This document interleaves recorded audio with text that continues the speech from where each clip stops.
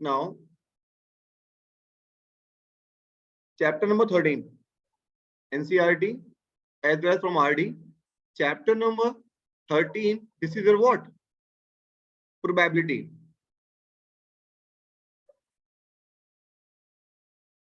Chapter number 13, that is your what? Probability. अगर probability की बात करूं बच्चा, तो बोर्ड एग्जाम में ये चैप्टर आपका टोटल आता है कितने मार्क्स का? 11 मार्क्स का। याद रखना 11 मार्क्स का चैप्टर है, दैट मीन्स 2% मार्क्स आपके पूरे ज्योमेट्री की जो वेटेज करेगा, जो कंसर्न करेगा, कौन करेगा? आपका प्रोबेबिलिटी करेगा।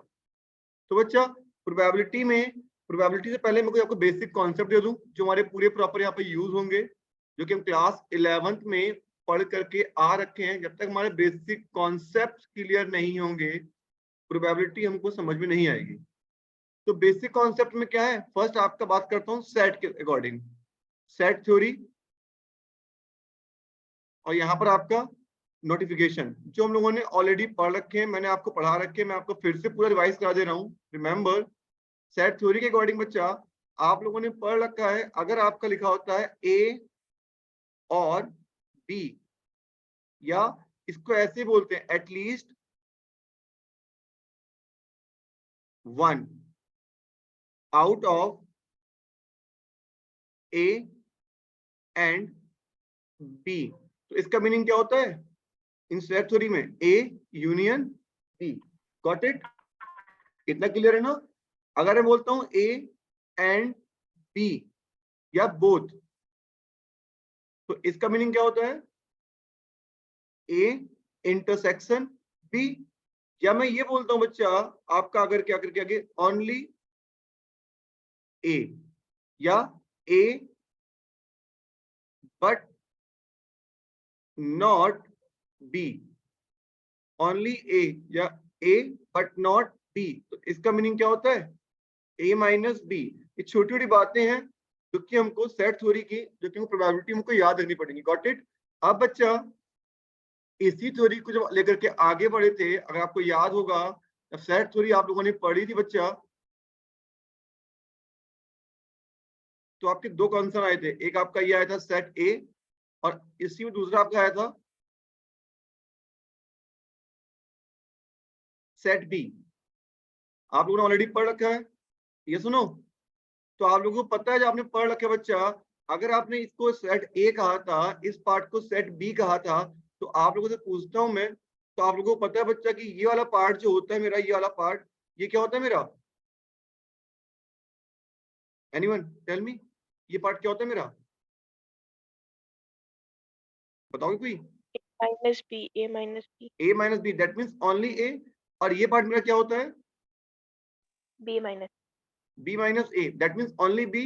और जो ये वाला पार्ट होता है मेरा, ये वाला पार्ट, ये क्या होता है? Both A and B. ये सुनो, तो मीन्स इस पार्ट को हम लोग क्या कहते हैं? ओनली ए, या इसमें क्या बोलते हैं हम लोग? A minus B. इस पार्ट को कहते हैं हम लोग ओनली बी, या B minus A. Got it? इस पार्ट को हम लोग क्या कहते हैं? A and B both. ये सुनो, ए इंटरसेक्शन बी, और ये क्या होता है? Complete sample space. Got my point? इतनी बात समझ में आ गई?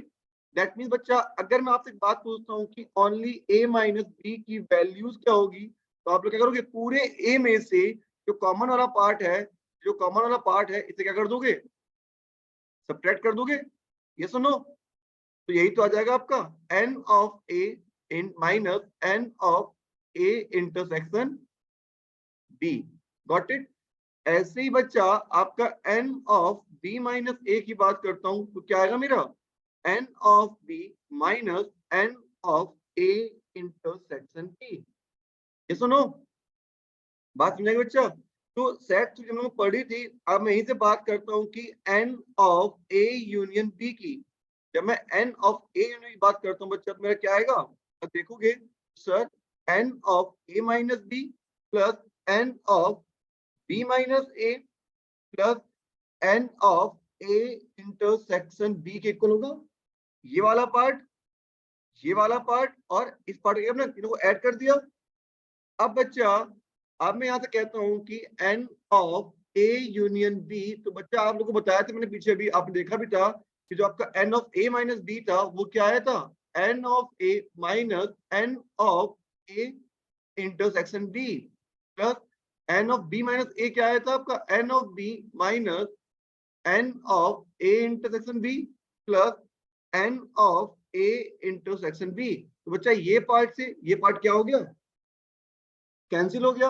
और बच्चा यहां से जो आप सेट थ्योरी पढ़ के आ रखे हो कि sir n of a union b क्या होता है आपका, n of a plus n of b minus n of a intersection b के इक्वल होता है।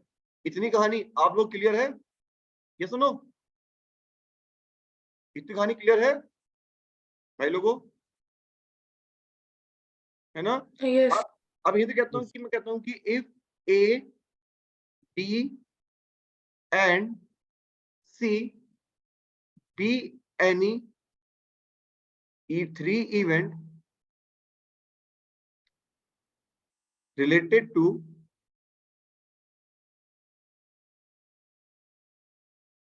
sample space S, देन बच्चा अगर आपका इससे रिलेटेड है तो एक बात यहाँ पर याद रखना, मैं साफ साफ बता रहा हूं, every event is a subset और इक्वल टू व्हाट, इसका होता है सैंपल स्पेस का। कोई भी इवेंट सैंपल स्पेस से रिलेटेड है कि सैंपल स्पेस एस से रिलेटेड है तो बच्चा वो उसका क्या होगा, वो उसका एक सबसेट होगा। Got my point.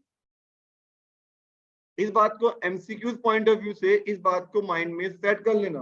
That means बच्चा total number of event always less than equal to क्या होंगे, total number of sample space के इक्वल होंगे, या n of e upon n of s always less than equal to क्या होगा, 1 होगा।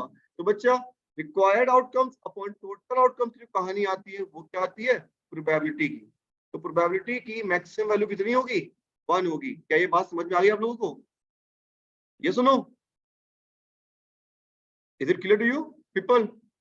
हाँ जी, इतना क्लियर है Arjun? Yes, sir. Okay, now see the one more important thing बच्चा, आपको पता है कि phi is a subset of each and every set. That means बच्चा 0 always less than equal to क्या होगा, सैंपल स्पेस इवेंट के इक्वल होगा। तो मींस बच्चा अगर यहाँ पर आप डिवाइड कर दोगे तो you can say sorry n of s से, अगर मैं दोनों साइड सैंपल स्पेस s से डिवाइड कर दूं तो मेरा यहाँ पे n of e upon n of s आ जाएगा। तो बच्चा 0 always more than equal to क्या आ जाएगा, probability of any event. Got my point. एक पॉइंट मैंने ये सिखा दिया आपको कि प्रोबेबिलिटी की मिनिमम वैल्यू कितनी होती है, 0 होती है। दूसरे पॉइंट के अकॉर्डिंग कह रहा हूँ कि प्रोबेबिलिटी की मैक्सिमम वैल्यू कितनी होती है, 1 होती है। Got my point. अगर बच्चा मैं इन दोनों को क्लब कर दूं from 1 and 2, then I can say, sir, the value of probability always less than equal to 1 and more than equal to क्या होगी, 0 होगी।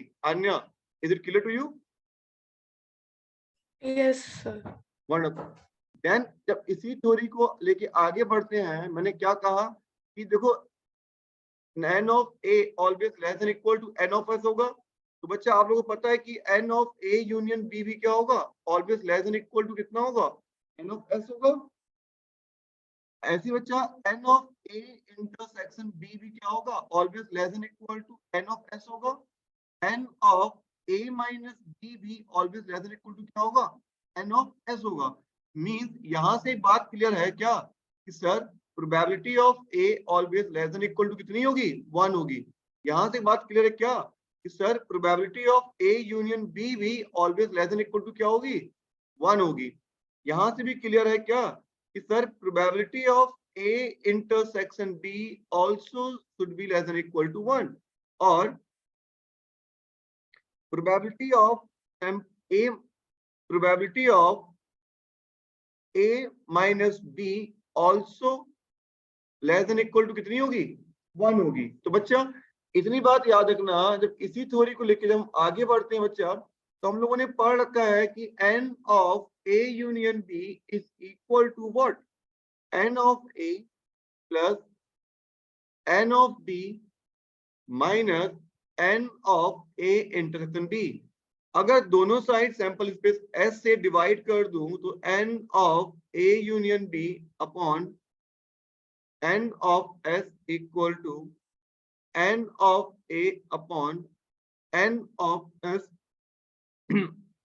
n of B upon n of S minus n of A intersection B upon n of S। ये कहानी clear हो गई बच्चा? Favourable outcomes upon total outcomes क्या होता है मेरा? प्रोबेबिलिटी। देन बच्चा यू कैन से कि sir probability of A union B always equal to what? Probability of A plus probability of B minus probability of A intersection B। क्या ये कहानी clear है अर्जुन? डाउट है? आ गया सर। आ गया ना? Very good. तो ये बहुत इंपॉर्टेंट टॉपिक था जो बताया मैंने आपको। इसी के बिहाफ पे ये बात कहाँ की थी? ये बात थी बेटा क्लास 11 की। अब इसी के बिहाफ पे हमारी सारी कहानी क्रिएट हुई थी। जैसे अब मैं बात करूं कि आप लोगों को क्लास 11 में ऑलरेडी पढ़ रखा है, अगर कोई इवेंट श्योर इवेंट है तो श्योर इवेंट की प्रोबेबिलिटी कितनी होती है बच्चा? तो बताएगा मेरे को? 1 और कोई इवेंट क्या है? इम्पॉसिबल है, 0 0। ये सब बातें हम बचपन से पढ़ते हुए आ रहे हैं ना? Okay. Probability of impossible event क्या होगी? 0 होगी। अब इसी के बिहाफ में सिंपल सी बात है, probability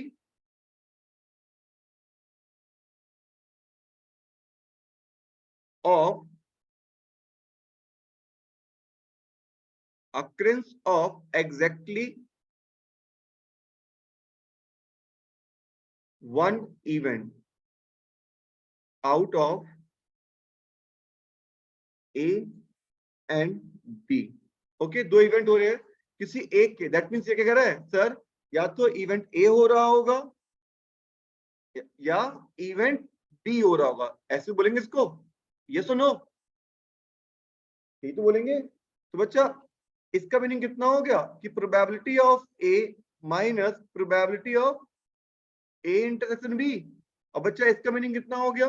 probability of B minus probability of A intersection B. क्या ये बात क्लियर हो गई? यस और नो?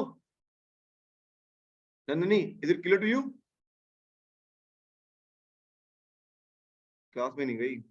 तरुण, इतना क्लियर है? भूमि, अन्या, इस समझ आ गया बच्चा? तो बच्चा ये वैल्यू Yes, किसके sir. इक्वल है अर्जुन?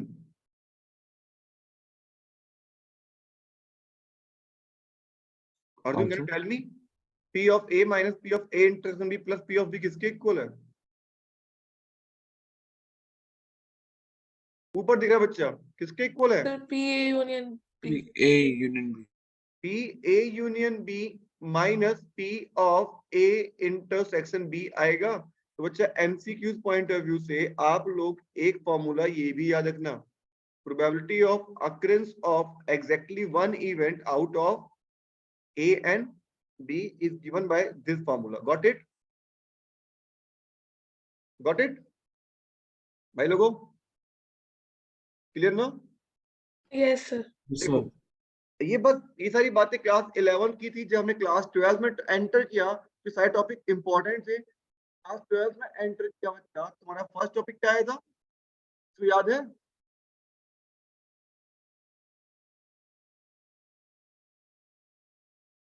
Conditional probability. क्या आया था? Conditional probability. बेटा कंडीशनल प्रोबेबिलिटी क्या था? इसको हम लोग इस सिंबल से रिप्रेजेंट करते हैं, P A after B। That means इसका मीनिंग क्या होता है? Probability of occurrence of A if B has already already occurred। Probability of occurrence of A if B has already occurred, that means बच्चा इसका formula आया था P of A after B is equal to what, P of A intersection B upon PB, where P of B is not equal to 0. Got my point? अन्य clear हुआ Yes, sir. है ना?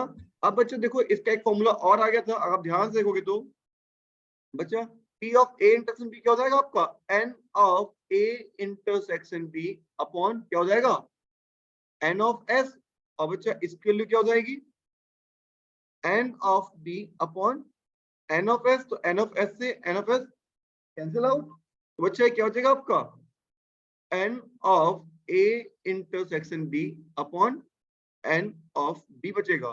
तो means बच्चा you can से from here, you can say कि देखो भाई आपके दो फॉर्मूले आए थे किसके, इस टॉपिक के, एक क्या आया था आपका P A after B is equal to probability of A intersection B upon P of B, और बच्चा इस फॉर्मूले को हम लोगों ने ऐसे भी बोल दिया था।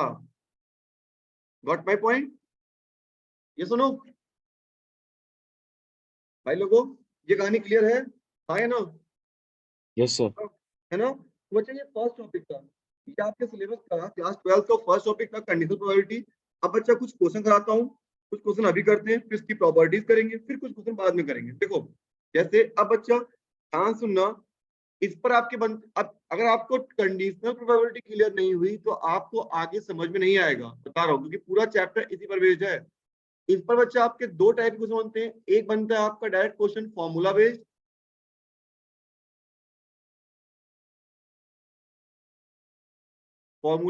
और दूसरी क्या बनती है आपकी word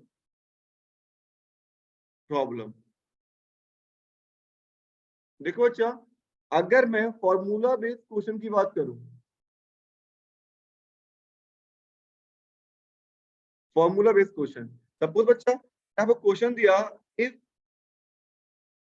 P of A equal to 6/11, P of P is equal to 5/11, P of A union B is equal to 7/11.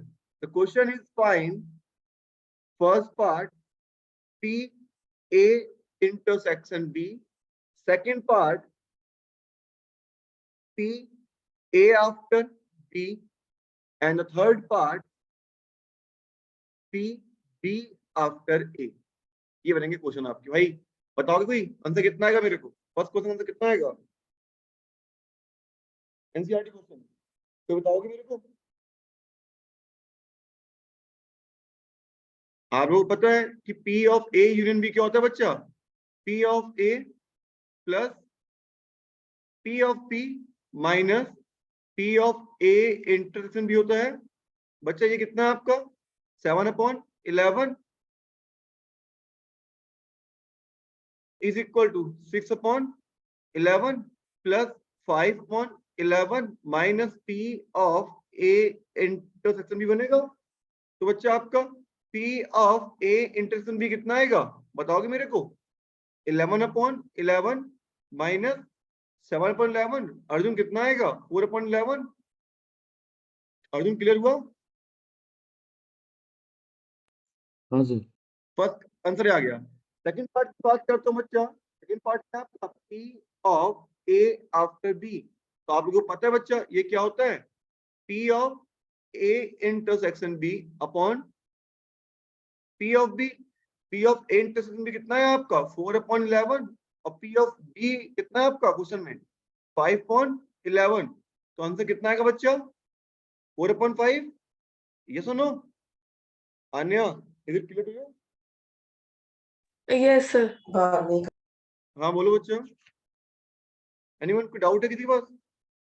देखो थर्ड पार्ट क्या था मेरा, P B आफ्टर A। बच्चा क्या होता है P of A intersection B, तो B after A है, तो नीचे क्या आ जाएगा आपका P ऑफ A आ जाएगा। तो ये कितना आया था मेरा 4/11 और ये कितना मेरा 6/11 था, तो बच्चा कितना आ गया मेरा 2/3। एनीबॉडी, किसी डाउट है कुछ? बोलो भाई। Richa, is it clear to you? No, sir. है ना? देखो इसके बाद क्वेश्चन उठाते हैं, एक क्वेश्चन और करते हैं बच्चा। देखो क्वेश्चन आपका, इवैल्यूएट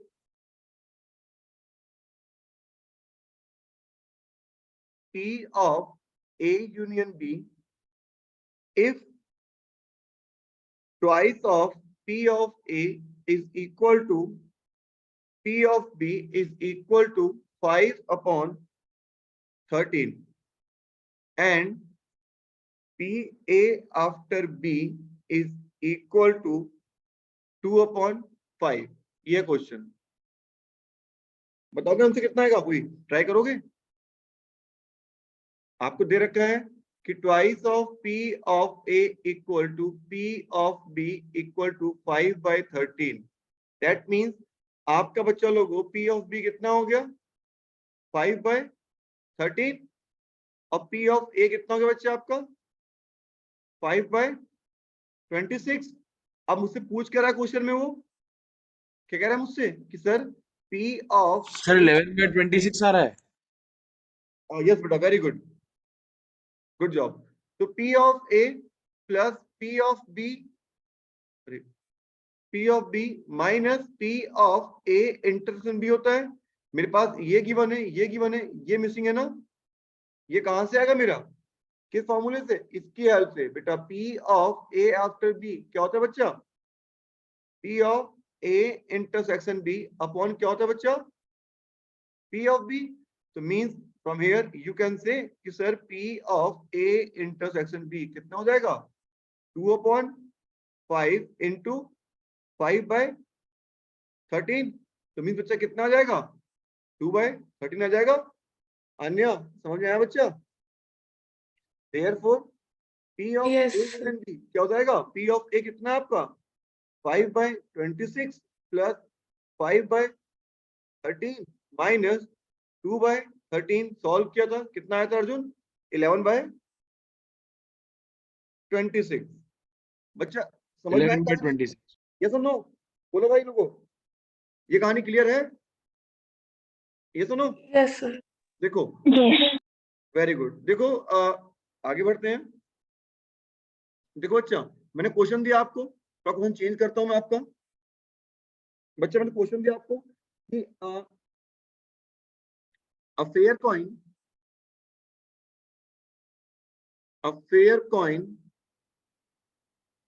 not coin, डाइस करता हूं।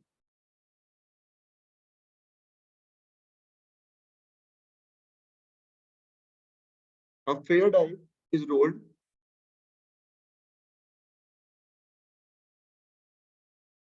consider the following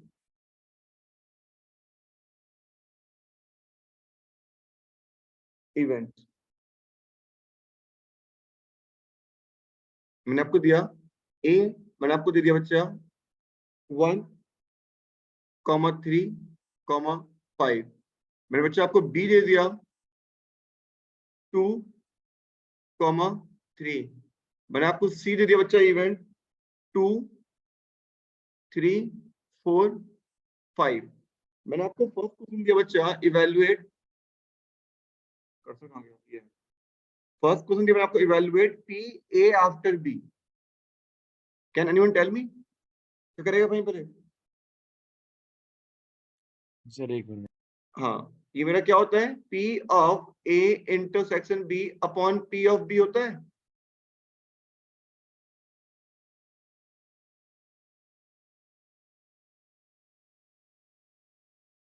ये बच्चा ये होता है। तो मुझे क्या चाहिए? P of A intersection B चाहिए। अगर मैं क्वेश्चन में ध्यान से देखूंगा,